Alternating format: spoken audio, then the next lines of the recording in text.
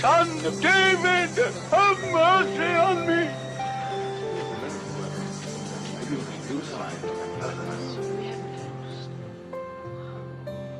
What do you want me to do for you? I want to see again.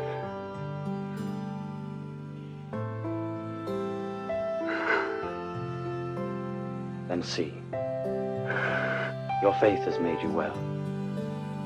I can see. I can see. I can see.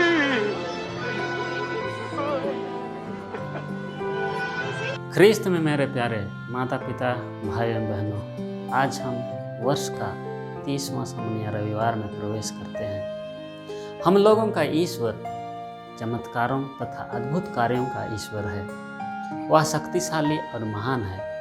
नबी यिर्मयाह के ग्रंथ से आज के पहले पाठ में प्रभु लोगों को आनंद मनाने तथा ईश्वर के स्तुति गान करने को निमंत्रण देते हैं। प्रभु अपनी प्रजा को निनवे के निर्वासन से करीब 100 साल के बाद अपने देश लौटने की कृपा प्रदान करते हैं। प्रभु ने अपने शक्तिशाली हाथों से इस्राएल को लंबे निर्वासन के बाद पुनः एक स्वतंत्र प्रजा बनाई।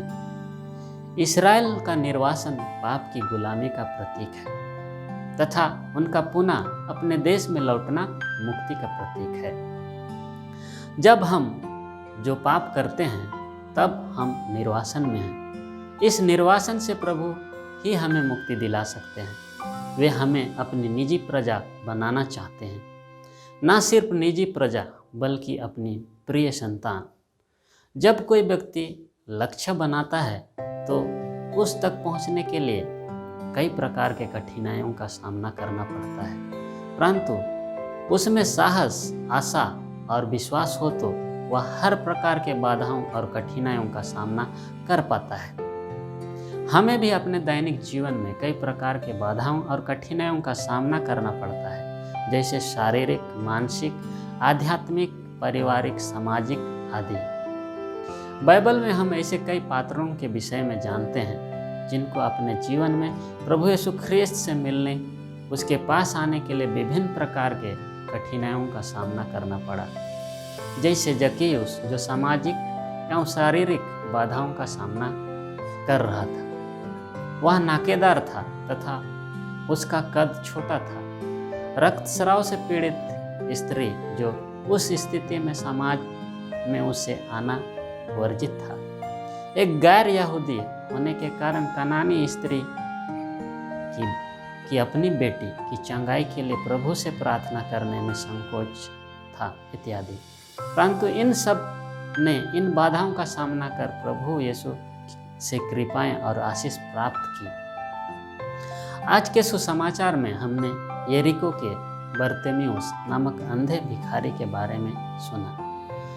अपने अंधेपन के कारण उससे अपना पेट भरने के लिए भीख मांगना तथा दूसरों की दया पर निर्भर रहना पड़ता था। इस संदर्भ में उसने अपना आत्मसम्मान एवं आत्मविश्वास भी खो दिया।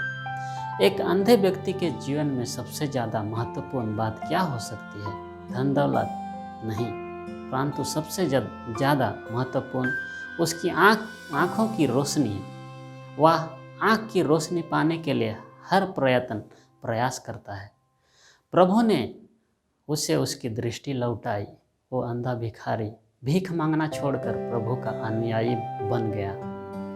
इस घटना से हम 3 महत्वपूर्ण शिक्षा प्राप्त करते हैं। पहला, बरतिमेउस प्रार्थना करने वाला व्यक्ति था। जब उसने सुना कि प्रभु वहाँ से गुजर रहे हैं तो वह पुकार कर कहने लगा, ईसा दाऊद के पुत्र, मुझ पर दया कीजिए। जब लोगों ने उसे चुप कराना चाहा तो वह और भी जोर से पुकार कर प्रार्थना करने लगा। इस प्रार्थना की सुनवाई होती है और उसकी दृष्टि लौट आती है। दूसरा, उसका विश्वास गहरा था। उसने दृढ़ विश्वास के साथ प्रभु के समक्ष विनती की। इसी कारण प्रभु ने उसे कहा, तुम्हारे विश्वास ने तुम्हारा उद्धार किया है।